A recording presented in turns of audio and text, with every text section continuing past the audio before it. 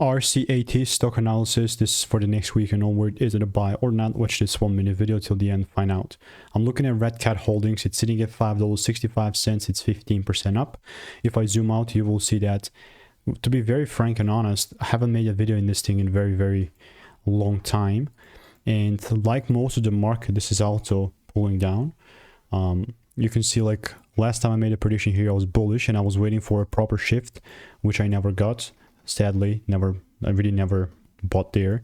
But generally speaking, I'm just going to mark out these highs and I'll get rid of this as well. This is like when the video was made, right? Just kind of to visual representation. But because most of the market is down, I really don't doubt that this will sometimes, somewhere in the future shift and cause like a proper break up and whatnot. But for me to really reach that point, the only thing that will make sense if I see this double break movement. I already am seeing the first one, which is sick, but the second break matters a crap ton more.